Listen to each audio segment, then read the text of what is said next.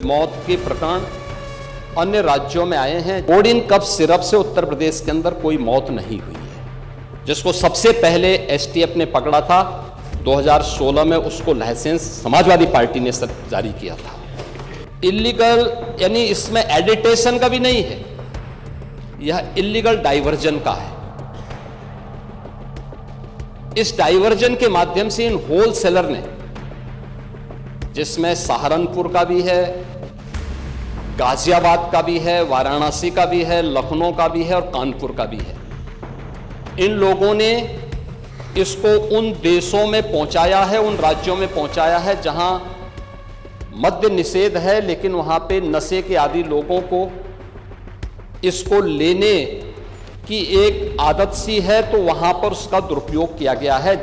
इस मामले में कोई भी अपराधी छूटने नहीं पाएगा और चिंता मत करिए, समय आने पर बुलडोजर एक्शन भी, उसकी तैयारी भी रहेगी। मुझे इसलिए भी खड़ा होना पड़ा है क्योंकि नेता विरोधी पक्ष ने सदन की कार्रवाई प्रारंभ होते ही इस मुद्दे को उठाया और आपने भी उसको छेड़ा है। लेकिन मैं आपके छेड़ने की स्थिति को अवश्य आपकी इस मजबूरी को जान सकता हूं, जिसके बारे में एक छोटी सी कहावत है कि चोर की दाढ़ी में तिनका।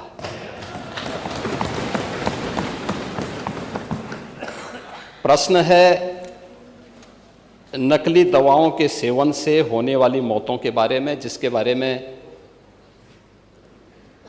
उनको उत्तर दिया गया है कि इस प्रकार के कोई भी प्रकरण अभी तक उत्तर प्रदेश सरकार के संज्ञान में नहीं है।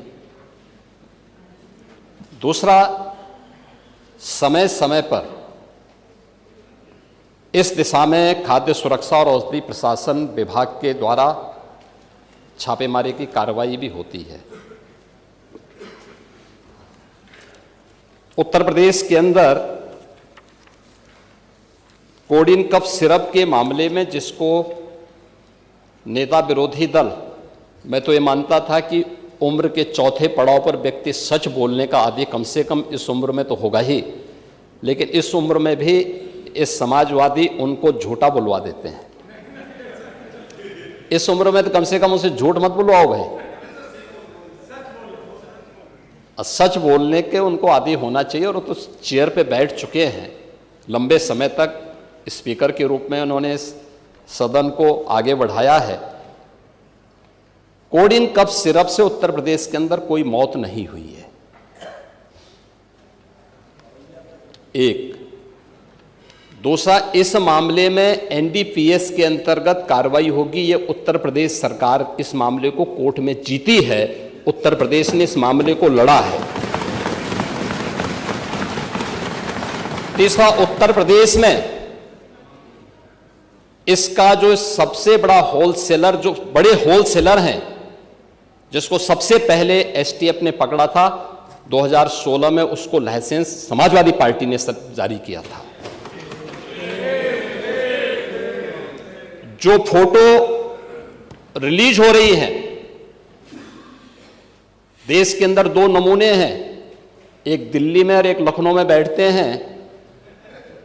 जब देश में कोई चर्चा होती है तो तुरंत वह देश छोड़ करके भाग जाते हैं, और मुझे लगता है कि यही आपके बबुआ के साथ भी हो रहा होगा।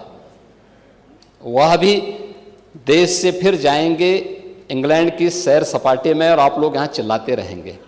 कोडिन कफ सिरप का मुद्दा जो इन्होंने उठाया है, मुद्दा था नकली दवाओं के सेवन के कारण होने वाली मौतों का, और उसके बारे में हमने पहले ही बताया है कि नकली दवा के कारण होने वाले मौत के प्रकरण की कोई भी बात अभी तक शासन के संज्ञान में नहीं आई है। और समय समय पर एफएसडीए विभाग इसको लेकर के छापेमारी करती है, कार्रवाई करती है। कंपनियों में भी इस प्रकार की कार्रवाई होती है। यूपी के अंदर कोडिन कफ सिरप, इसके केवल स्टॉकिस्ट हैं, होलसेलर है, इसका यहां पे प्रोडक्शन नहीं होता है। ये मध्य प्रदेश में, हिमाचल में और अन्य राज्यों में होता है। और जो मौत के प्रकरण सामने आए हैं, वे मौत के प्रकरण अन्य राज्यों में आए हैं, जिन राज्यों में आए हैं वह जो भी प्रकरण सामने आए हैं यह तमिलनाडु में बने हुए एक सिरप के कारण सामने आई है। ये पूरा प्रकरण इलीगल, यानी इसमें एडिटेशन का भी नहीं है, यह इलीगल डाइवर्जन का है। इस डाइवर्जन के माध्यम से इन होलसेलर ने, जिसमें सहारनपुर का भी है, गाजियाबाद का भी है, वाराणसी का भी है, लखनऊ का भी है और कानपुर का भी है, इन लोगों ने इसको उन देशों में पहुंचाया है, उन राज्यों में पहुंचाया है जहां मद्य निषेध है, लेकिन वहां पे नशे के आदि लोगों को इसको लेने की एक आदत सी है, तो वहां पर उसका दुरुपयोग किया गया है, जबकि बिना चिकित्सीय परामर्श के इसका सेवन नहीं हो सकता, खासतौर पर बच्चों के लिए। एडल्ट भी चिकित्सीय परामर्श से ही इसका सेवन करता है। कौन ऐसा व्यक्ति है जिसने कफ सिरप नहीं लिया? खांसी होती है, हर व्यक्ति लेता है, लेकिन चिकित्सीय परामर्श से उसमें लिखा जाता है। क्योंकि पढ़ाई लिखाई से आप लोगों का कोई वास्ता है नहीं, इसलिए आप लोग हमेशा इस प्रकार की बातें करते हैं। अब बात पहले अब सुन लीजिए ना, आपने पूरी बात बोली तो हम लोगों ने आपकी बात सुनी, आप लोग चिल्लाते रहे तब भी हम आपकी बात सुनते रहे। अब कम से कम हमारी बात तो सुन लें। ये कार्रवाई सरकार ने की है और सरकार ने इसके लिए 79 अभियोग अब तक दर्ज किए हैं। इसमें 225 अभियुक्तों को इसमें नामजद किया है। 78 अभियुक्त अब तक गिरफ्तार हुए हैं।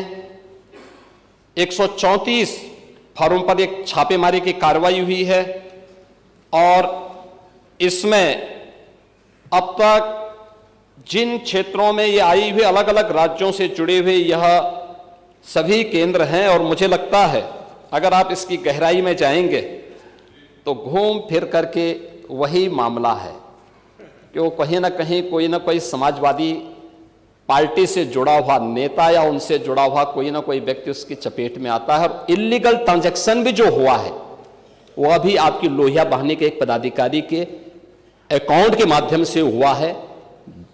एसटीएफ इसकी जांच कर रही है।